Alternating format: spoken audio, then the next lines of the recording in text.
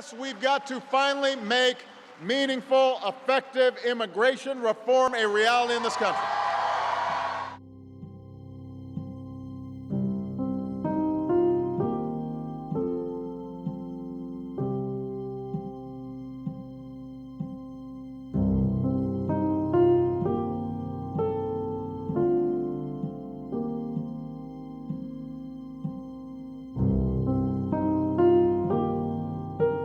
Was very interesting for me.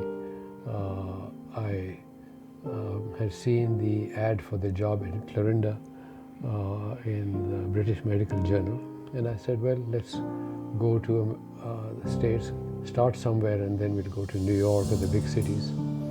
And we went to Clarinda, a small town. The people were very nice. Strangers would say hello, and that surprised us.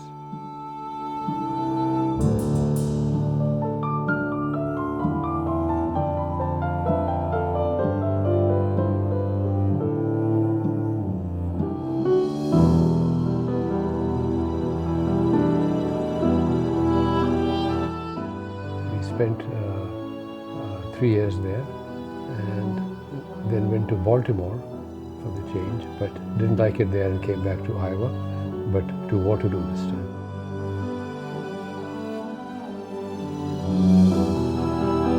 I would describe Iowa as being a place where you have the best of all worlds. You've got the people who are very nice and very friendly. The people are hardworking. They reach out to each other. That's the essence of this place. That's the beauty of this place, because they'll come out in every field. That, wherever you go, whether you go to a hospital, somebody's kind to you, somebody's nice to you. Or I like to exercise. I go there. People are friendly, and that's the most important thing. We've been blessed with 3 sons, and they came to the 2 older ones came to the country with us from London. One was 4 and one was 2. So they've been here all these years. It's a good place to grow. It's a great place for kids. It's a great place for families. And in my view, I always thought of Iowa as a kid, which I enjoyed.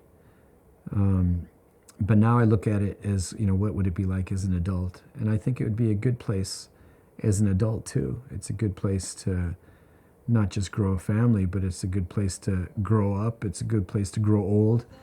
I think it's just a real good place to grow. I think the freedom was the most important thing, because in a lot of other countries that we lived in, here we had the freedom of our religion, so we were able to practice our religion, although we did not have a mosque as such at that time, because it was in the 70s, and we were actually the first Muslims really to be in this area. I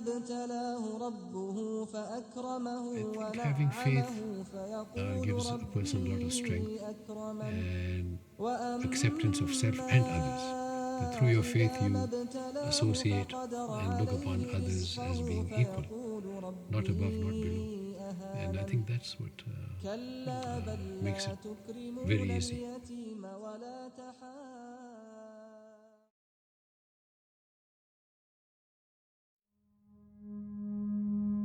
Went from a very dangerous world to during the Cold War, where we faced the threat of nuclear incineration, to a very dangerous world where we face these kinds of terrorist threats, including proliferation of weapons of mass destruction. This particular moment is videotape of the collapse of the World Trade Centers. Yes, both of the 110-story World Trade Centers have collapsed.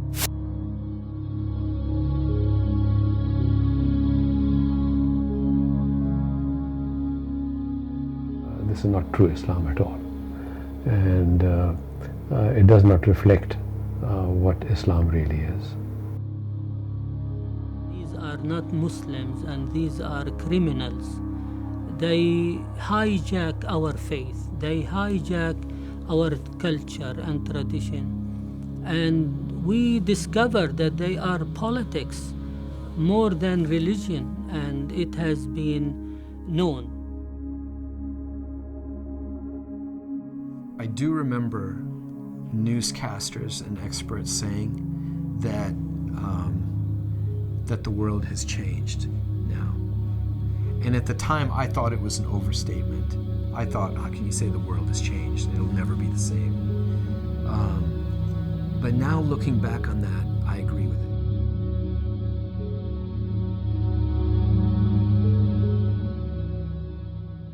Around September 11th, after that, we were so touched because the patients started calling my husband up and saying that if anybody does anything to you, we are here for you, or you come and stay with us. I come on September 11 and I found the flowers on the steps of the mosque here. I found letters of love. We love you. You are part of us. We are part of you. I found some fruits sometime in a basket with the flowers and with chocolate. Good afternoon, Mayor Hart's office.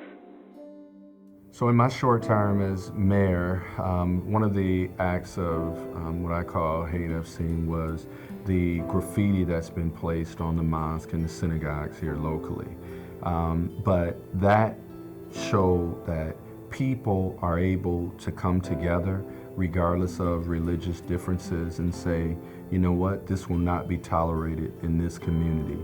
So people came together, they erased whatever the messages were, and basically just took a stand together. And in any type of movement, any type of act, it's going to take people coming together from all types of backgrounds, different races, different everything, coming together and saying that we are a body of community members that will not tolerate any of these types of behaviors. Last year, during the elections, and somebody had written the word Trump on our mosque, painted one of our walls, but that didn't, so we were very, very upset, and we called the police and everything, and so we thought we'd go in the morning to clean it up. But before we had the chance to go, it had people from the neighborhood or wherever had come and cleaned up the whole place. So we had a nice little get together, and the community came and supported us with that. And we planted a tree in the mosque, and we call it the peace tree, and it's doing very well. It's growing. In today's America, post 9/11 and post Trump, you immediately have a segment that is emboldened to be racist and to look at people in a different way. So so you're automatically swimming against the current a little bit just by looking different in today's America.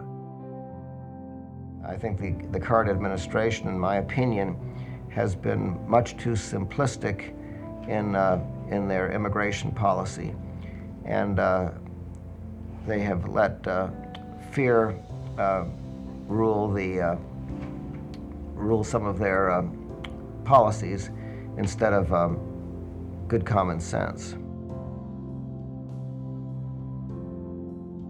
We need to get back to the humanity of each individual, and that's the point that we need to come from. We can't cast aspersion or make broad generalizations because the acts of 5 people out of 5 billion. We need to come back to the humanity and the content of our character and not be afraid to get to know one another. I think the local population that I represent are very warm, accepting people who have traditionally put out the welcome mat for newcomers to our country and to our area. The reason that we've been treated well in Iowa is that the nature of the Midwestern people is more open and accepting, and the culture is more friendly.